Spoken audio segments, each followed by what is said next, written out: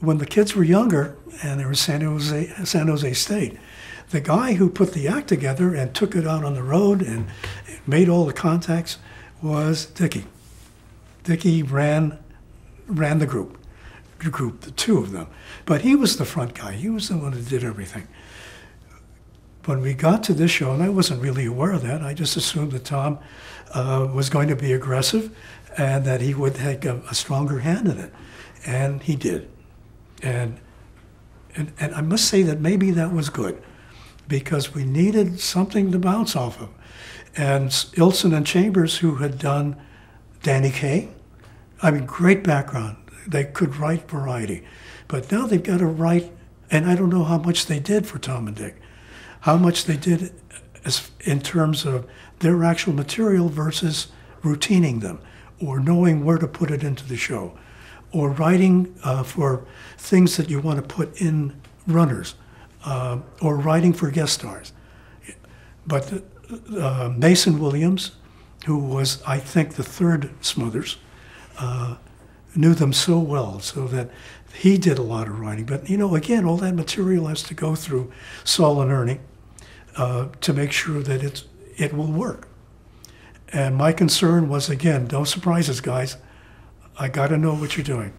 What I saw of both Tommy and Dickie is, first, there's never a question about their ability to perform in front of an audience. And it doesn't matter who they are, they'll find a way to get to them. So that's never been anything that I would expect less of. But once we started talking about, I'm the fly on the wall, they start talking about guest stars and wanting to be able to say something, just not a variety show, but say something, that it was usually Tommy who led that. Dick was fine, he would support him in anything, but it was always Tom who really took the point. And that goes for talking to anybody, whether it was management at CBS or the broadcast standards. He was out there. And as he got a little bit more understanding of what he wanted to do, he would even talk to Rowan and Martin and try to get them to say something. I mean, he was on a mission. And maybe it was a little bit too extravagant, but now he's trying to get Rowan and Martin to do it.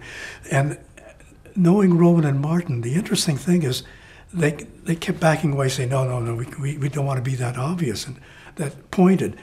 But when they invented the flying fickle finger of fate, they said as much as Tommy could, at least in the general area, than anybody would ask him to do. And it worked just fine. So they were doing their own zingers to go along with the Smothers Brothers.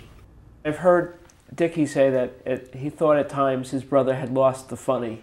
He was becoming a fighter, and he was forgetting that they were doing a variety show. Did you sense that? I've used the phrase myself. We forgot to be funny. We forgot to make the audience laugh. And because there's a mission statement being made, or a strong point that was made, you know, it was the hawk and the doves. It got out of hand, at least from Tommy's point of view. Right. It could have been less than that and still accomplish what he wanted to. At least that's the way I feel. And I'm sorry he couldn't find that place that makes it work. But he wasn't out there really to make friends or make people agree with him. He just wanted to put it right in their face, whatever it was. And yeah, forgetting to make them laugh, because he was very strong on points, whatever they happened to be.